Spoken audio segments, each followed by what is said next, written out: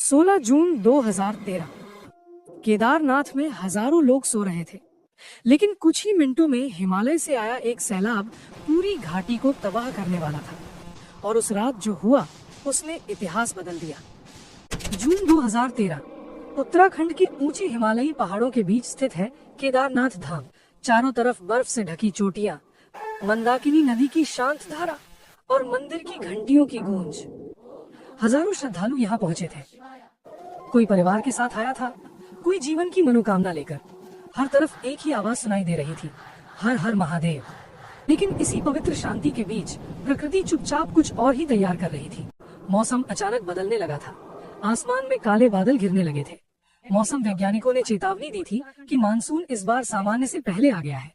लेकिन पहाड़ों में ऐसी चेतावनियां अक्सर अनसुनी रह जाती हैं। और फिर 16 जून 2013 की रात आई, एक ऐसी रात जो इतिहास में हमेशा के लिए दर्ज हो गई। 16 जून की शाम बारिश शुरू हुई, पहले हल्की, फिर तेज और फिर मूसलाधार। पहाड़ों पर लगातार पानी गिरता रहा। मंदाकिनी नदी का पानी तेजी से बढ़ रहा था, लेकिन असली खतरा अभी बाकी था। केदारनाथ के ऊपर चोराबाड़ी ग्लेशियर झील स्थित थी। लगातार बारिश और बर्फ के पिघलने से उस झील में पानी भरता जा रहा था और आधी रात के बाद झील अचानक टूट गई। करोड़ों लीटर पानी, पत्थर, मिट्टी सब कुछ एक साथ नीचे की ओर बहने लगा। ये एक भयावह फ्लैश फ्लड था। कुछ ही मिनटों में मंदाकिनी नदी ने रौद्र रूप ले लिया। पानी का तेज बहाव अपने रास्ते में आने वाली हर चीज को बहा ले जा रहा था। होटल, दुकानें, घर, सब कुछ। लोग जो सो रहे थे अचानक उस भयानक शोर से जाग गए। चारों तरफ सिर्फ चीखें थीं। कोई अपने परिवार को ढूंढ रहा था, कोई मंदिर की ओर भाग रहा था। कई लोग छतों पर चढ़ गए, कई लोग पत्थरों से चिपक कर खड़े हो गए। लेकिन प्रकृति के सामने मानव की ताकत बहुत छोटी होती है। कुछ ही घंटों में पूरा केदारनाथ क्षेत्र तबाह हो चुका था। जब सुबह हुई और बारिश थोड़ी थमी, तो लोगों ने एक आंखों पर विश्वास न होने वाला दृश्य देखा। पूरा शहर लगभग खत्म हो चुका था, लेकिन केदारनाथ मंदिर अब भी खड़ा था। मंदिर के ठीक पीछे एक विशाल चट्टान आकर रुक गई थी।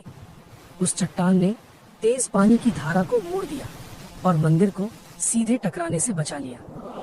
कई लोगों ने इसे भगवान शिव का चमत्कार माना, लेकिन मंदिर के आसपास हर तरफ मलबा और तबाही थी। हजारों लोग अब भी फंसे हुए थे और दुनिया को अभी तक पूरी घटना का पता भी नहीं चला था। उसके बाद शुरू हुआ भारत का सबसे बड़ा रेस्क्यू ऑपरेशन। जब खबर बाहर पहुंची तो पूरा देश हिल गया। भारतीय सेना, वायुसेना और एनडीआरएफ तुरंत हरकत में आए।